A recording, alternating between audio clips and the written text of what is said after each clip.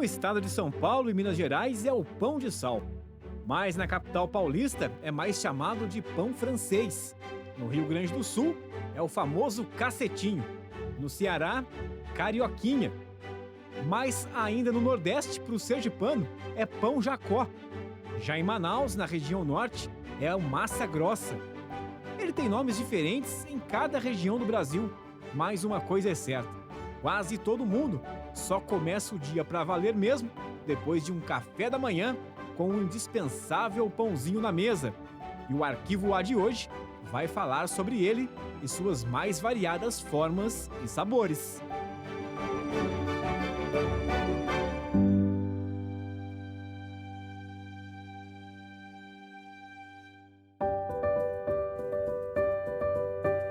Pão, ele remonta aos primórdios da humanidade, né? Então, tanto as culturas egípcias, mesopotâmicas, tinham o pão como alimento do dia a dia. A farinha que era mais acessível era a farinha, né, de cevada, farinha de centeio, de trigo. Então, até os pobres tinham a possibilidade de ter isso no dia a dia, seja lá com a massa azeda, ou seja o chamado, né, o pão sem fermento, ázimo, né, sem levedo. Então, todos tinham esse acesso ao pão. O pão chegando no Brasil nos primórdios de 1700, 1800, que a turma conta que era aquele famoso pão feito na padaria, naqueles fornos de barro, depois aquele de cimento, e veio evoluindo. O que a gente tem de cultura assim mais atualizada é nos últimos 150 anos, onde já tinha as padarias tradicionais que existem hoje, é lógico aquelas padarias mais antigas, né? Mas nós temos aqui em São Paulo padarias ainda com 150 anos, 160 anos, e aí sim é que começou o famoso pão que a gente chama de pão fabricado nas padarias de hoje em dia. E entre os vários nomes que já ganhou por aqui, o pão francês talvez seja o mais conhecido. Pão francês só existe no Brasil. Nenhum país do mundo tem o nome de pão francês, nem na França. O que tem a ver com a França? Não tem nada a ver com a França. É que na França existia uma famosa baguetinha, que existe até hoje, que ela é bem compridinha, ela tem mais ou menos 30 centímetros, onde a turma fazia o sanduíche lá. E aí nós tínhamos o pão sistema francês, mas não tinha tanto nome, porque a gente no passado, a gente tinha muita bengala. Você deve lembrar, 250 gramas, meio quilo e tudo mais. E a bengala tinha uma aparência com o pão francês de lá, que seria a baguetinha, e a gente foi diminuindo, fazendo o pão francês da própria bengala, se transformou em pão francês, que é o pãozinho de 50 gramas hoje.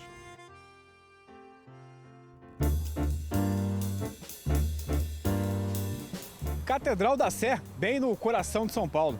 Esse é o ponto de partida do nosso Arquivo A desta noite.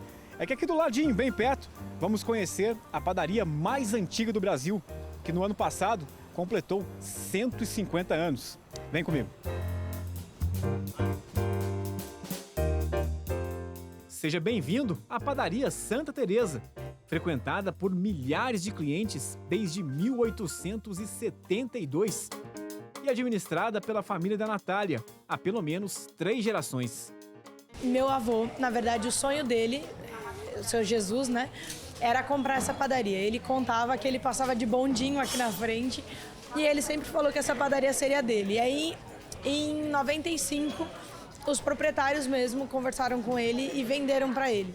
A gente tinha uma outra padaria mais para baixo aqui e meu pai subiu para cá, né, e ele falou: olha, filho, eu comprei essa padaria. E aí começou a história. Então, assim, da história da minha família, nós somos a 3ª geração já, porque comprou com meu pai e com meu avô, e hoje somos nós, os filhos já. Meu avô, infelizmente, já é falecido, mas conseguiu acompanhar toda a evolução da casa e a reforma que nós também fizemos em 2006 no andar de cima. Então, a história é: 95 nós compramos, 99 nós fizemos essa reforma que vocês estão vendo aqui embaixo, e em 2006 nós montamos o restaurante em cima. Então, a casa teve as suas evoluções, mas continua com a sua tradição, que é uma coisa que o meu avô sempre preservou, e a gente continua com essa tradição junto com a gente. A reforma na parte de cima da padaria, mencionada pela Natália, oferece um amplo espaço, decorado com quadros, fotos antigas de São Paulo, e foi mais do que necessária.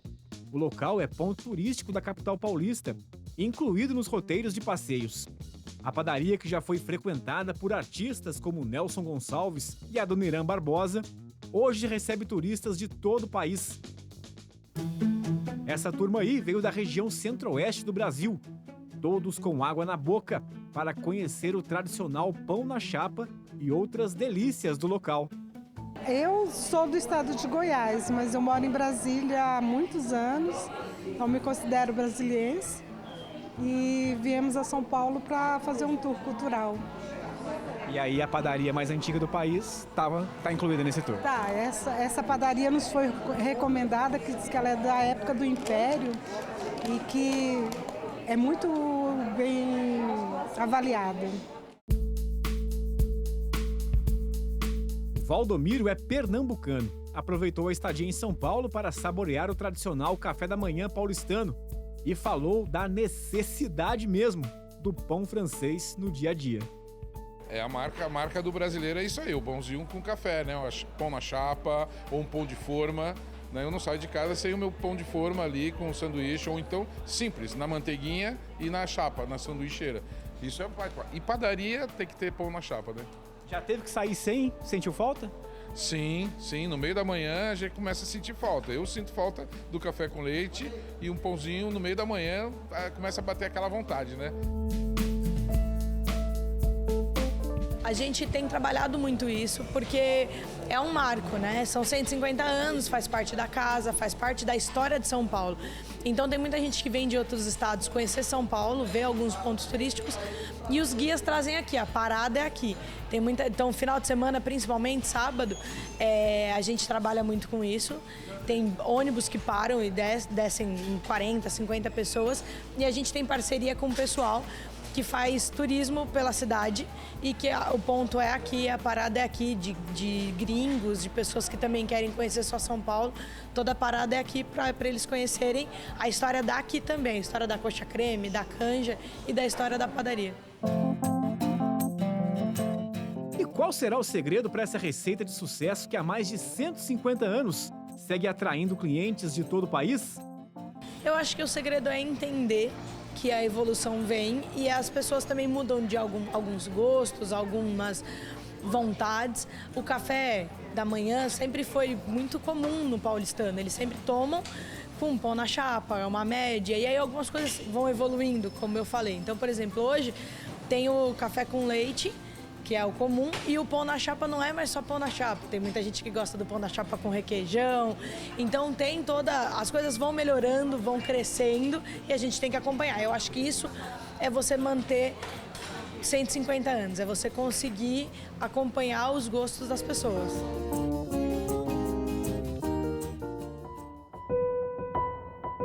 Mas para você chegar na padaria e ver tudo pronto cedinho, já parou para pensar que horas começa essa produção toda aí?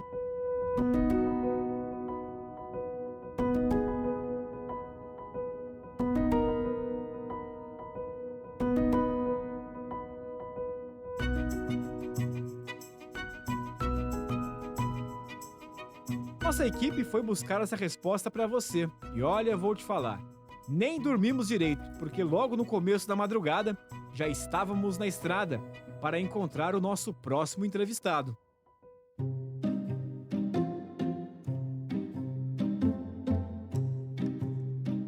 Olha só, pouco mais de 3 horas da manhã, nossa equipe está aqui em Moreira César, distrito de Pindamonhangaba, que é uma cidade pertinho de Aparecida, cerca de 20 minutos.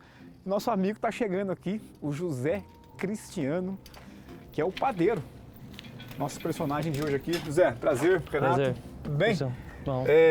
3h10 da manhã, todo dia, é assim mesmo? É isso mesmo. Não tem parada, a gente tem que dar continuidade, né? Primeiro alimento do povo, né? Então a gente tem que estar de pé e para dar essa força no alimento pro pessoal trabalhar. Estava vendo um pouco antes ali na nossa pauta ali, há 24 anos como padeiro. Já acostumou com esse horário então? Já, nós estamos nessa luta há 24 anos e dando continuidade, né? Sem parada.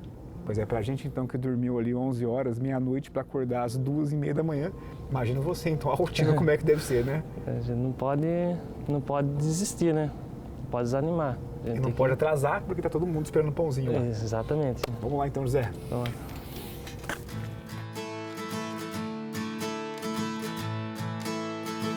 Pois é, já são 24 anos madrugando literalmente com a mão na massa, preparando, confeitando e no vai e vem das prateleiras no forno. Você trabalhava numa olaria, né? E foi curioso como é que você Isso, começou, né? foi Conta essa numa história olaria. pra gente, como é que foi. Eu trabalhava numa olaria, daí tinha uns amigos meus que já começou a trabalhar em padaria. Aí eu até emociono um pouco porque é engraçado, porque a gente quer crescer na vida.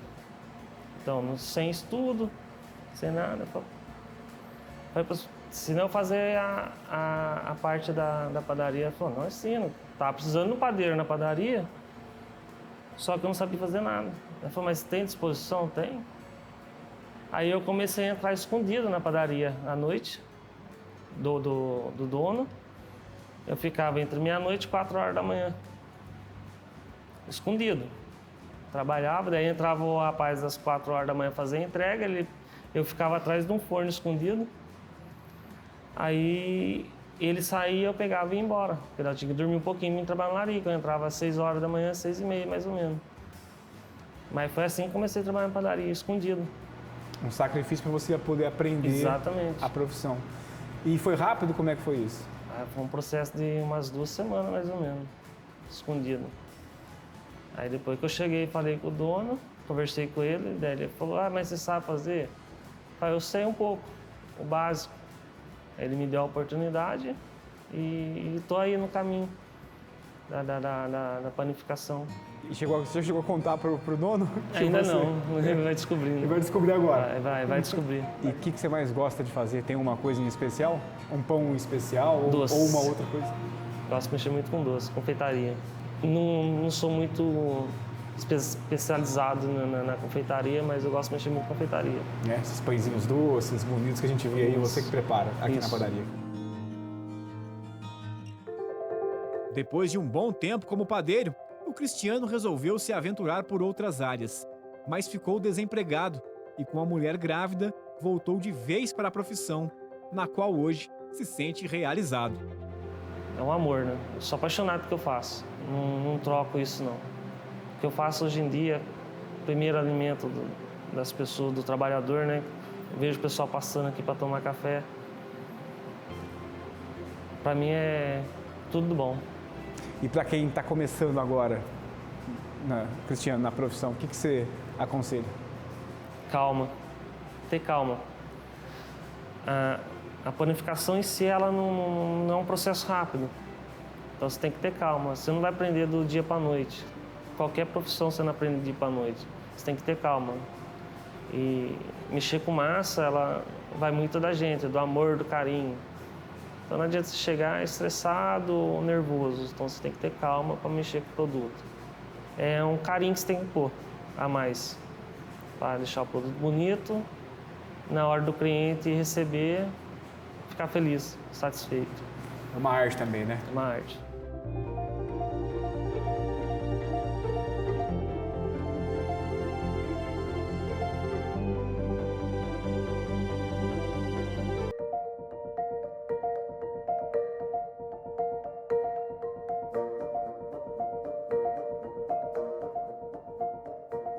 A panificação está entre os 6 maiores segmentos da indústria do Brasil, com participação de 36% na indústria de produtos alimentares, e se mostrando um mercado resistente à crise.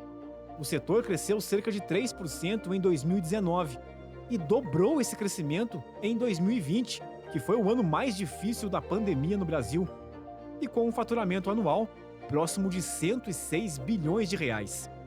São cerca de 2,5 milhões de trabalhadores que fazem parte do setor de panificação, contando empregos diretos e indiretos. Só para você ter uma ideia, na cidade de São Paulo, nós vendemos por dia 25 mil pães dia. 25 milhões de pães por dia. Nós temos 33% do PIB da panificação em São Paulo. O Brasil tem hoje 70 mil padarias, 11.200 estão no estado de São Paulo. Então, realmente é uma coisa diferenciada. E em São Paulo, principalmente quando eu digo, os números são muito altos, até pelo número da população. Então a gente tem o famoso pão com manteiga, que é uma coisa que vende muito. E assim por diante, a gente tem na padaria realmente um leque muito grande. Além do número de que nós hoje empregamos em São Paulo algo em torno de 330 mil funcionários diretos e algo em torno de quase 1 milhão de empregos direto e indiretamente. Rui Gonçalves é o presidente do Sampa Pão, que representa as entidades de panificação e confeitaria de São Paulo. O prédio da entidade abriga o Museu do Pão. No local, peças e equipamentos antigos, além de recortes de reportagens e fotos que mostram um pouco da trajetória do mercado de panificação no Brasil nos últimos 100 anos.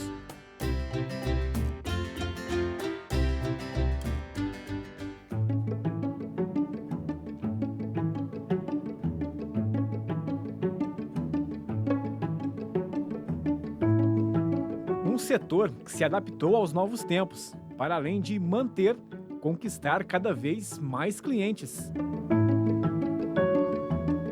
Uma pesquisa feita, pesquisa em público, o consumidor paulistano principalmente vai na padaria 14 vezes por mês em média.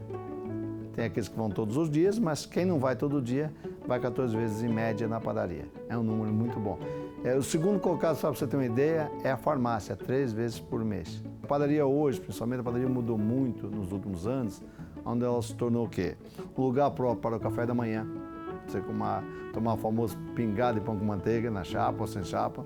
O almoço, o chá da tarde, o happy hour, a pizza à noite e até comprar pão. A entidade também oferece cursos para futuros padeiros e confeiteiros. Bom, mas para falar sobre esses cursos, estou aqui com o Alisson. O Alisson, que está aqui no Simpapão há 10 anos, foi um dos primeiros alunos aqui do sindicato. Alisson, conta um pouquinho dessa história para a gente. Como é que você começou com essa paixão por pães? No caso, eu sou aluno da primeira turma do curso técnico que existe aqui na nossa escola IDPC. Foi quando? Mais ou menos, eu concluí mais ou menos em 2007, Iniciei, eu acho que em 2005, finalizei em 2007. Nessa época eu já trabalhava em padaria, foi onde, fazendo alguns cursos livres, me indicaram a escola. Falaram que a escola era muito boa e tal, que esse curso era um curso onde você que está iniciando, que pretende seguir sua carreira aqui na panificação e na confeitaria, um curso onde ia alavancar, sua vida profissional. E graças a Deus, seguindo esse conselho amigo dessa pessoa, busquei, conheci a escola, fiz a inscrição, fiz a provinha que tem que fazer e tal, concluí o curso e hoje, graças a esse curso, sou professor aqui na escola, trabalho aqui há quase 10 anos já, O pão de sal, claro, o mais conhecido, o mais consumido. Acham que é o mais fácil de fazer, hein? Acham? Não é, ele vai mostrar pra gente daqui a pouco. Mas tem toda uma variedade de pães que depois a gente vai ver também aqui, Por isso vocês têm várias opções de cursos, além só do pãozinho de sal, Sim, temos. Como eu citei a você, acham que esse pãozinho aqui, o pão francês, é o mais fácil de fazer. Mas não, ele é bem complexo, São muitas variáveis, para você ter um produto assim de qualidade, um produto onde você vai conseguir essa pestana, essa crocância, esse craquelado, essa cor aí bonita, sabe? São muitos processos que você tem que seguir à risca.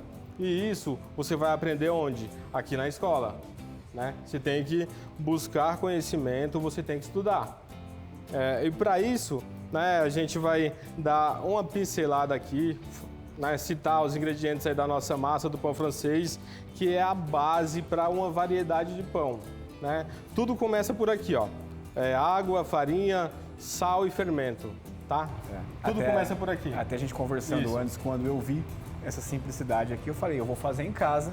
E aí ele já cortou o meu barato, dizendo realmente, olha, vai muito além disso para ficar bonito daquele jeito ali. Sim. Mas esse é o passo a passo inicial, Alisson? Mostra pra gente, fala o que tem aqui e como é que começa então esse passo a passo do pão de sal, tá, gente? Depois... Isso, como eu citei, temos que seguir à risca os processos. E no caso também alguns equipamentos, para você ter uma qualidade. No caso, o pão francês, ele é um pão crocante.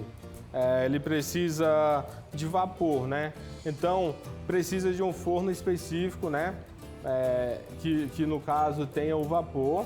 Para você, assim que você for colocar o pãozinho para assar, você vai dar o corte, vai colocar o pãozinho no forno e dar o vapor. Aí, já esse fogão aí, comum que a gente usa em casa, que tem em casa, não tem o vapor. né? O pessoal aí faz algumas gambiarras, né? Só que para ter a qualidade desses pãezinhos que a gente encontra aí na padaria, precisa de um forno, né? De padaria. De padaria. Aí aqui, ó, processo.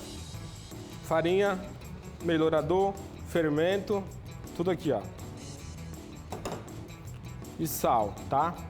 Misturei todos os secos aqui, ó.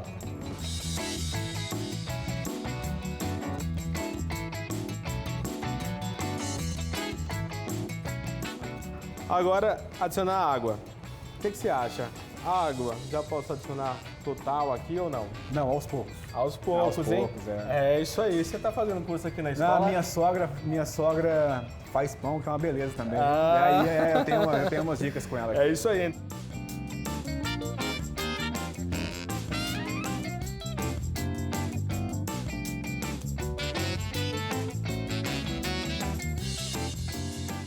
Bom, Alisson, aí depois aí de uma... literalmente com a mão na massa aí, tá ok.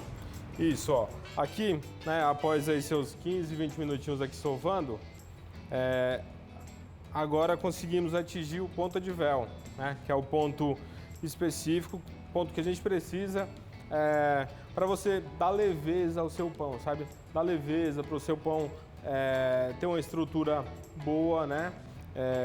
Então, ó, crocância também. Esse é o ponto, ó. É quando você pega um pedacinho de massa, ó. Vou pegar aqui, ó. Quando você pega um pedacinho de massa, você vai esticar, ela vai estar aqui, ó, bem lisinha. Não pode rasgar tão fácil, ó. Ó, esse é o ponto de véu, tá vendo, ó? Agora o Alisson então já vai preparar e levar no forno pra gente, pra tirar o pão de sal que ele preparou aqui pra gente.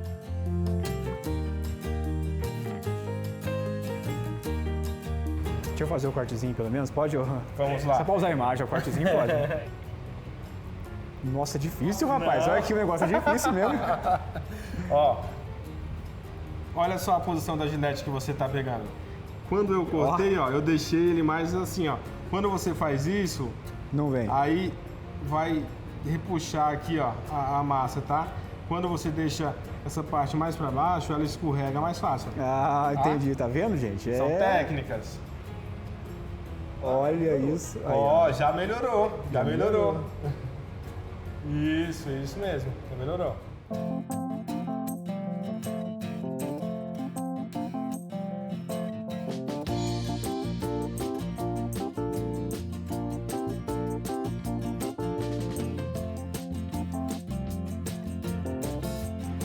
Bom, depois desse mini curso que nós tivemos aqui, esse curso instantâneo aqui com o Alisson, olha só, gente, que coisa linda esse pão que ele fez aqui, o pãozinho de sal tradicional, o pão francês, mas olha só a quantidade de variedade de pães que o Alisson preparou apenas para receber a nossa reportagem e como realmente o pão tem tanta variedade no mundo, aqui no Brasil e no mundo.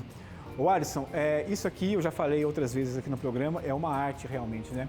Sim. Qual a satisfação sua de poder fazer isso, de poder formar outras pessoas para a produção de um alimento que é tão importante para a gente e que a gente considera tanto, que é o pãozinho?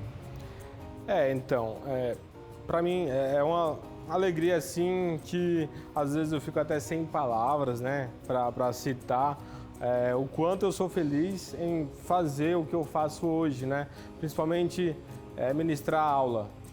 Eu sou professor aqui hoje. Então, minha alegria desde lá do início foi quando eu consegui uma profissão, buscando capacitação e tal, mas foi através aqui, ó, do pãozinho, do trigo, onde eu consegui. Hoje é um carro, uma moto, né? Então, ter aí uma casa para morar e também receber mensagens assim de pessoas onde eu pude ajudar. Também dessa forma, sabe? Pessoas que não tinham antigamente uma profissão, fez algum curso comigo, a partir desse curso ela passou a criar outras coisas e também conseguiu, da mesma forma que eu, se capacitar, ter uma profissão, ganhar dinheiro e, né, vencer na vida. Alisson, obrigado, viu? Obrigado mais uma vez, parabéns. Opa, até uma próxima. precisando, estamos à disposição. Obrigadão.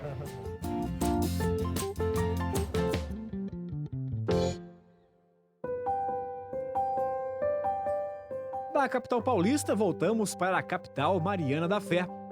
Você devoto que vem sempre ao Santuário Nacional já deve conhecer esse espaço aqui. Mas se você ainda não conhece, eu lhe apresento a Casa do Pão, um lugar que vai muito além do que produzir deliciosos pães.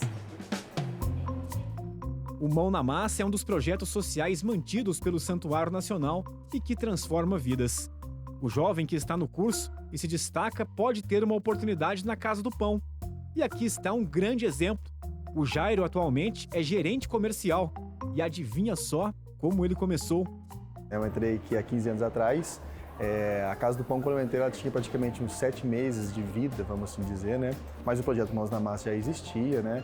Eu lembro da primeira turma também que começou aí no projeto, né?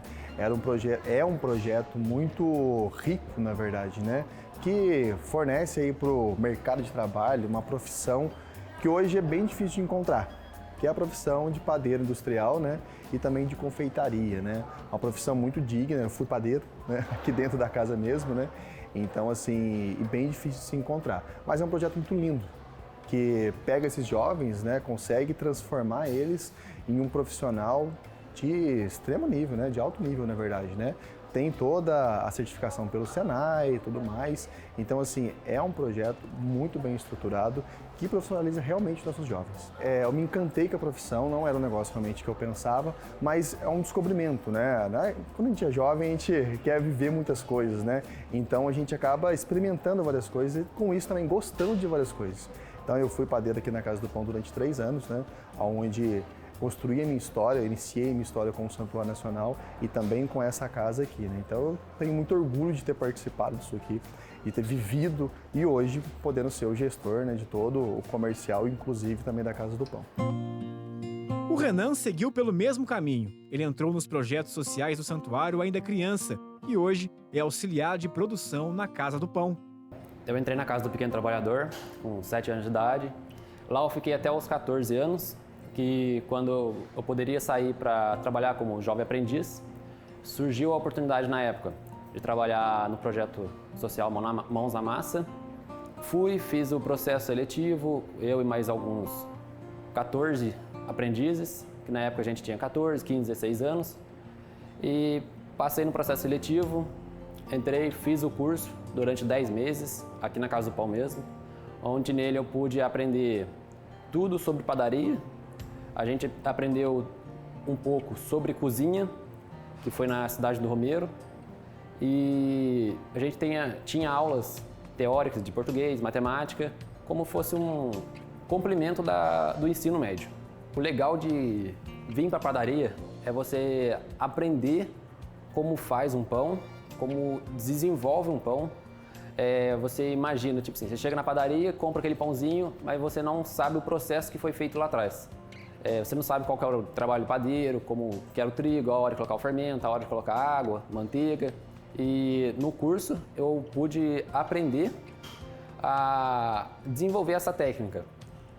Hoje eu já me garanto, aqui na Casa do Pão, tipo, se você dá uma massa para mim fazer, massa do Pão Nossa Senhora, que eu acabei de tirar aqui, eu sei fazer sozinha, massa do pão francês, sei fazer sozinho.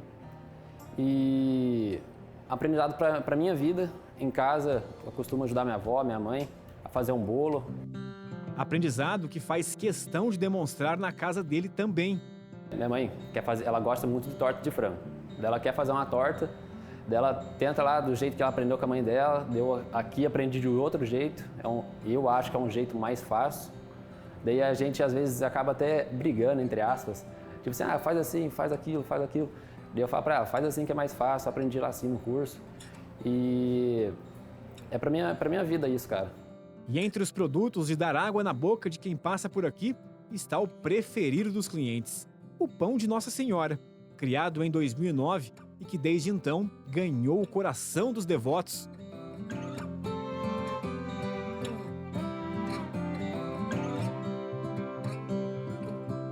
foi pensado exatamente para ser um pão especial, um pão diferenciado, tanto que ele tem uma leveza, né? Não posso contar a receita, mas ele tem uma leveza, ele tem um sabor diferenciado, né? Um sabor de casa de mãe.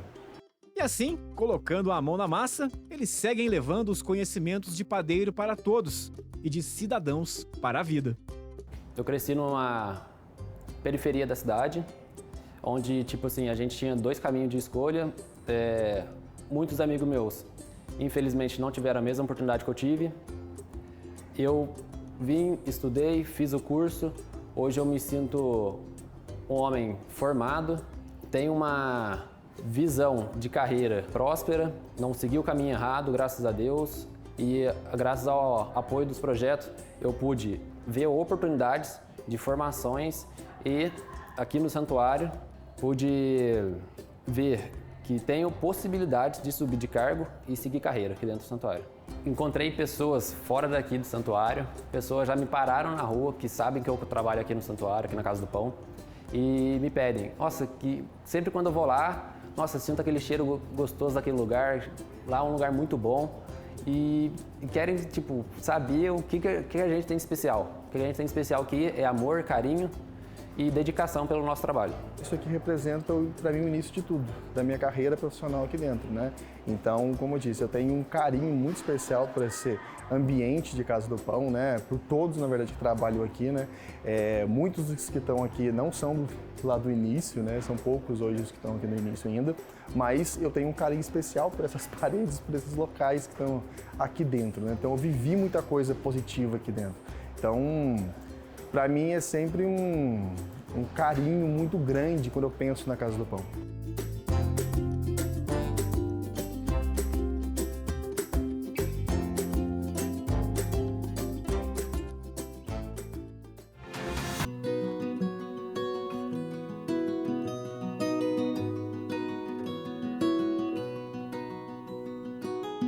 Nossa equipe pega a estrada mais uma vez. O destino agora é Paraibuna, cidade do Vale do Paraíba, a 125 quilômetros da capital paulista, onde vamos conhecer deliciosas receitas de pães, bolos e biscoitos, que são passadas de geração a geração.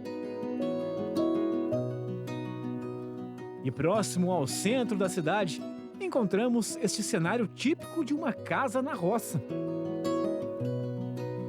Sejam bem-vindos ao Café Chão Caipira.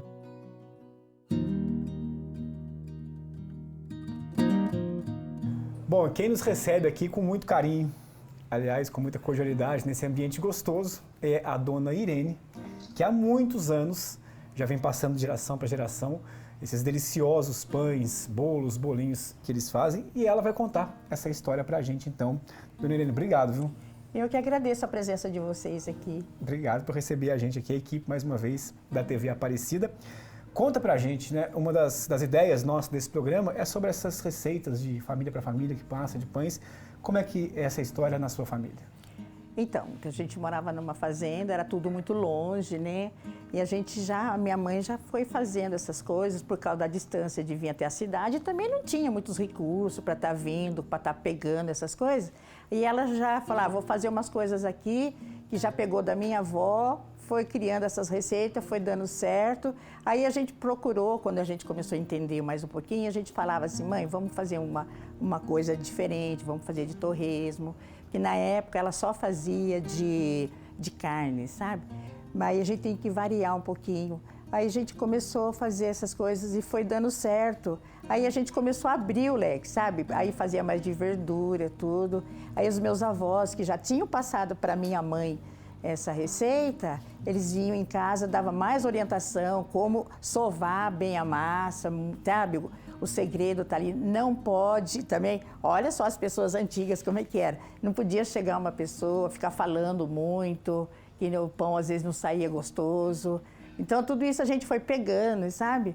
Mas é de tradição, da minha avó para minha mãe e para nós. E hoje eu procuro passar para as minhas sobrinhadas, para as outras, né, minhas irmãs, que isso não pode se perder, porque pela facilidade não vai ovo, não vai fermento, Não vai óleo, nada, é simplesmente o torresmo, a banha de porco que a gente tinha com fartura na roça também, né? Que a gente criava de tudo isso lá.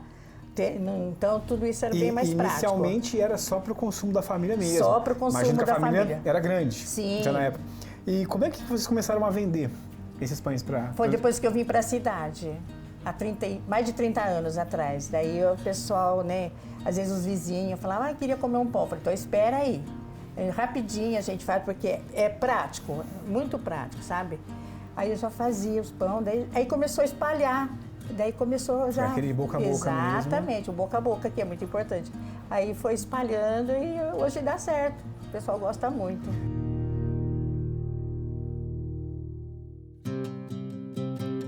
O café é inclusive recomendado como ponto turístico para quem está de passagem pela região. Sempre os finais de semana, principalmente sábado, vem grupos de São Paulo, vem de Taubaté, vem de vários lugares aqui do Vale também, para dar um city tour aqui na cidade, e geralmente o café da manhã é aqui em casa. Aí eu monto uma mesa bem farta, sabe? E eles, como eles gostam muito, às vezes eu puxo o meu pilão aqui no meio, porque o meu pó de café é eu que faço, que soco no pilão. Então, para eles é uma volta ao passado, porque eles socam o café, eles servem no bule, na chaleira, no fogão a lenha, que hoje eles não existem mais essas coisas, né? Então, para eles, tem pessoas que já chegam aqui em casa, eles chegam a ficar assim, sabe, lacrimejando, chorando, lembra da mãe, do pai. Então, esse espaço aqui relembra muito o passado de todos que vêm aqui. E para mim é muito bom. Aliás, Dona Irene preparou, já que vai mostrar pra gente que ela vai fazer um delicioso pão de torresmo. E são poucos itens, né? Eu tô vendo aqui na mesa, parece que é fácil. Então, vai mostrar pra gente como é que funciona. Como eu te falei, lá na roça a gente não tinha muitos recursos, então o que a gente fazia? Procurava a maior parte fazer da simplicidade, que né, bem fácil de fazer, não vai muita coisa, e coisas que a gente só tinha lá na roça. Então a gente já juntava tudo e já fazia esse pão de torresmo. Então, por favor, Dona Irene, pode preparar pra gente. Já podemos começar? Vamos lá. Então vamos lá. Aqui, para fazer um pão bem legal, depois vocês vão estar vendo, aqui tem 300 gramas de trigo, né? Que é tudo muito mais fácil. Vai mais ou menos 150 gramas de torresmo. Aqui. Você já fritou ele, não fez uma... Já tá fritinho, porque lá né, a gente quando matava o porco que fazia para tirar a banha, aqui ó, a banha também para fazer, a gente já fritava e já guardava a banha já para esses fins de fazer o pão, sabe? Aqui, ó. Depois junto vai uma colher de café de açúcar para dar um toque, outra colherzinha aqui, ó, de sal, o fermento biológico, que é o fermento seco, e que na época lá a gente fazia tudo assim, sabe? Um pouco de água. Veja bem. E agora as mãos. E aí o segredo agora... a gente tem que sovar muito bem ele, sabe? Deixa aí, vai ficar muito bom.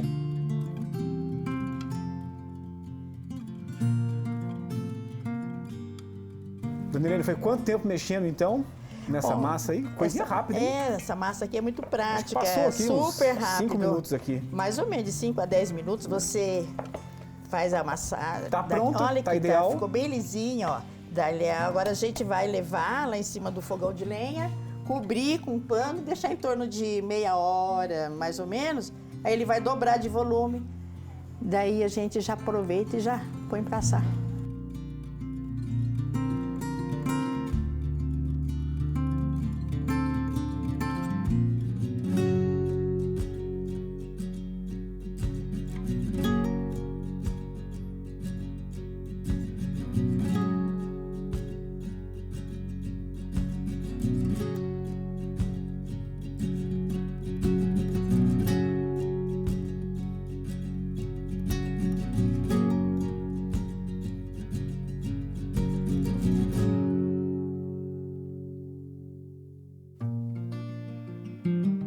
Bom, gente, olha, ficou pronto aquele pão de torresmo. Olha só ele aqui, que coisa bonita. E além disso, olha tudo que a Dona Irene preparou pra gente. Dona Irene, fala pra gente o que a senhora fez aqui pra nós. Aqui a gente tem o bolinho de chuva, e aqui ele tá sem nada, mas a gente coloca uma canelinha com açúcar em cima, dá um tchan. Aqui nós temos o pão de abóbora, bolo de fubá com erva doce, broa de fubá e o bolo de mandioca sem glúten, que é só a raiz e o açúcar e muito pouca coisa. E é muito bom também. Para um cafezinho da tarde até que tá bom. E claro que tudo isso teria que ser acompanhado por um maravilhoso café passado no fogão a lenha.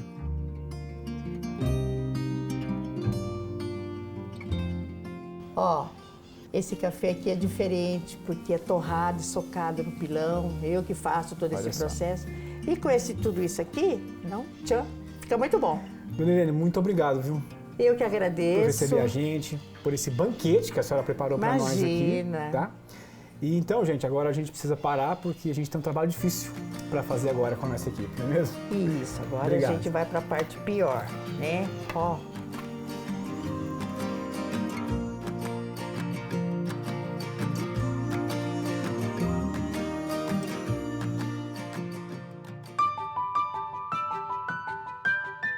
É difícil resistir ao tradicional pãozinho saindo do forno e tantas variedades e sabores. Mas há quem prefira outros tipos de pães, seja por causa da dieta ou até mesmo pela saúde.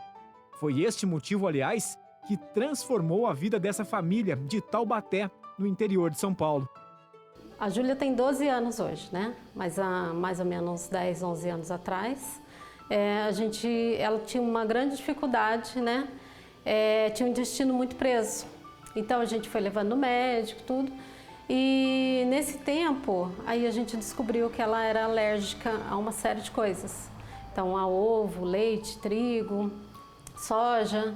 E aí a doutora, né, naquela época atrás, há 10 anos atrás, não se tinha as mesmas opções que a gente tem hoje. Então a doutora sugeriu que eu começasse a fazer para ela o que ela podia comer, porque em supermercado você encontrava alguma coisa que não tinha leite, não tinha trigo, mas aí tinha ovo. Então sempre tinha alguma coisa que ela não podia. Então, com a orientação da nutricionista, ela, né, foi passando para a gente as receitas, tudo, e a gente foi desenvolvendo. Além de fazer as receitas que ela passava, a gente sempre tinha uma ideia a mais, então sempre fazia alguma coisa para ela. E assim, ela foi fazendo todo o tratamento correto, né, em conjunto com a escola, que foi fundamental, sem abrir exceção. E aí, então foi aí que iniciou. Aí a gente começou a fazer os produtos para ela, só que assim, uma vez ou outra a gente passava para alguma pessoa que pedia, que precisava, né? Então a gente fazia os pães, fazia bolo, tudo, e acabava que passando para outras pessoas que também tinham a mesma dificuldade que ela, né? Então tudo iniciou há 10 anos atrás. Hein? E assim nasceu a linha de pães artesanal, integral e low carb da família Baiuca. Não imaginava chegar nesse ponto, né? Esse patamar que as pessoas conhecem a gente agora, começam a especializar nos pães, né? E hoje tem bastante pedido, né? Na época eu trabalhava de segurança patrimonial, né, no fórum, né? E ela trabalhava numa clínica odontológica, né? E aí depois que a gente descobriu o problema da nossa filha, aí a gente começou a cuidar dela e se profissionalizar mesmo na panificação. Então a gente chegou a esse ponto. A gente ficou aí, vamos considerar, uns 5 anos, ainda entre a produção de casa, né? Que a gente era focado mais na Júlia, e também no serviço de fora. Mas aí aos poucos a gente foi vendo que foram aumentando os pedidos, as pessoas descobriam, né, que a gente estava fazendo. Então foi aumentando o pedido, então a gente percebeu que assim, era hora de fazer uma escolha, né? Mas ainda assim nós ficamos nesses 5 anos assim. Aí há 5 anos atrás, um pouco mais, foi a hora que a gente decidiu, paramos para pensar e falamos, não, preciso fazer uma escolha, né? E daí, então, foi a hora que eu resolvi sair do meu emprego, que era fixo, né? Aí eu saí para me dedicar mais aqui, se profissionalizar mais, fazer mais cursos. E aí também cresceu ainda mais, né? Porque quando você está totalmente focado, dedicado ao trabalho, aí você vê que o negócio cresce mais rápido, né? E daí foi a hora que ele, então, decidiu também abrir mão do trabalho e focar aqui na cozinha, né? Eu sentia que eu precisava estar lá. Eu falava, gente, é muito serviço, é muito pedido. Agora está na hora de eu entrar em ação. Foi a hora que eu conversei com o pessoal do fórum, né? Saí e agora eu estou na cozinha, né? Firme e forte, fazendo os produtos, né? O crescimento do mercado voltado para produtos saudáveis também impulsionou o trabalho da família. Hoje em dia, a gente tem o público que não pode mesmo, né, por uma orientação médica, que não pode com glúten ou então tem que ter um alimento mais saudável, que é sem açúcar, um produto integral que tem mais fibras, né? Ou então uma própria opção da pessoa, né? Ela quer ter uma alimentação mais saudável, livre de conservante, então elas dão preferência para os produtos caseiros, que de fato, né, são livres de conservante. E a gente também consegue fazer um pão que seja mais adequado à pessoa, sem o leite, sem o açúcar, sem glúten, com mais fibras, no caso do integral. A empresa cresceu a tal ponto que, além do casal, outras 2 funcionárias ajudam na produção diária. O que era uma necessidade se tornou um sonho realizado e um delicioso prazer para os clientes. Eu nunca me imaginei assim, trabalhando só para mim, né, em casa, porque isso até então não tinha passado na minha cabeça. A gente sempre trabalhou fora, mas aí a gente percebeu que era a hora e transformou de fato. Hoje nós dois é a nossa renda, a gente vive disso, as crianças, entendeu? Então, pra gente foi de fato uma surpresa, mas uma surpresa muito boa. A gente descobriu um potencial nos pães. Para você, então, que vê hoje que vocês conseguiram, né? O sentimento que fica aí. Assim, gratificante.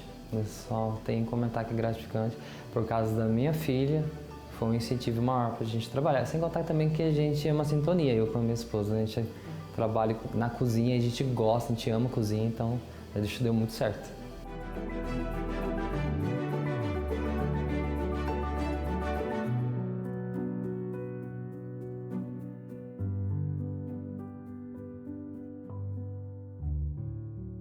Pai nosso, que estais nos céus, santificado seja o vosso nome. Venha a nós o vosso reino. Seja feita a vossa vontade, assim na terra como no céu. O pão nosso de cada dia nos dai hoje. Perdoai-nos as nossas ofensas. E foi o pão, alimento universal, que Jesus Cristo escolheu como um dos símbolos para instituir a Sagrada Eucaristia. Mas livrai-nos do mal. No Evangelho de João, Jesus fala 7 vezes eu sou. É a definição do Antigo Testamento, porque é do nome de Deus. Eu sou aquele que sou, que é. Então Jesus fala 7 vezes. E a primeira vez, inclusive, no capítulo 6 de João, versículo 35, é isso mesmo que ele diz. Eu sou o pão da vida. Quem come da minha carne e bebe do meu sangue viverá eternamente. Olha que bonito isso então, ele está dizendo, ele está proclamando a sua divindade. Eu sou o pão da vida. E todos os demais eu sou também estão relacionados com a sua divindade. Seja lá eu sou a videira, eu sou a porta das ovelhas, eu sou o caminho, a verdade e a vida, eu sou a ressurreição e a vida. Todos os eu sou quer dizer, estou aqui para realizar o que o Senhor, o nosso Pai, o meu Pai, nosso Criador, me enviou para que todos tenham vida e vida em abundância. Então, comer o pão, por isso que na última ceia, como você disse, na última ceia, Jesus propõe que todos os discípulos façam isso em memória viva dele. Todas as vezes que partirem o pão, é dele que nós estaremos falando, é dele que estaremos fazendo memória. Então a Eucaristia é, na realidade, Jesus que se propõe permanecer como alimento da vida eterna para todos nós. Não estamos sozinhos, Ele estará conosco até o fim dos tempos. Ele prometeu para nós, eu estarei convosco até o último dia aqui na terra. Então, o pão vivo descido do céu promete-nos a vida eterna. É bom que nós comunguemos, é bom que nós cheguemos perto, aproximemos-nos de Deus e nos alimentemos deste pão para que tenhamos a vida eterna. Jesus, o pão da vida que alimenta a alma, que fez a multiplicação dos pães para uma multidão faminta. E hoje nos pede o mesmo, na campanha da Fraternidade 2023. A fome é algo horrendo, horrível na nossa humanidade, porque nós temos de sobra em muitas mesas e outras mesas sem nada. Então, nós todos somos convidados, sim, cobrar todos os governantes, isso é importante para que tenhamos políticas públicas, importante, porque eles também são responsáveis por isso. Mas Jesus, quando é cobrado pelos discípulos, diz aos discípulos, dai-lhes vós mesmos de comer. Então, a caridade é essencial, ela é necessária para a vida de igreja. E veja, este assunto não é novo. Aqui no Brasil, a terceira vez que falamos de fome, pão em todas as mesas. Em 75 foi a primeira campanha da Fraternidade a falar sobre isso. Em 85 eu estava nascendo, já estavam falando sobre isso. Era necessário que todos se voltassem para este tema, porque é realmente horrível uma mesa que não tenha pão. Uma mesa, uma família que sofre, que passa fome. Então toda a igreja, mais uma vez neste ano, 2023, é convidada a se abrir à caridade, a partilhar o pão, e ali nós nos entenderemos enquanto cristãos, só quando partirmos o pão. Então o nosso coração arde, como os discípulos de Emaús, né? Nosso coração arde enquanto Jesus fala conosco, mas é no partir do pão que nós o reconhecemos. Senhor, bem-vindo à nossa vida, vamos continuar partindo o pão, partilhando o nosso pão, o nosso alimento, e assim ninguém estará excluído da festa do Reino de Deus.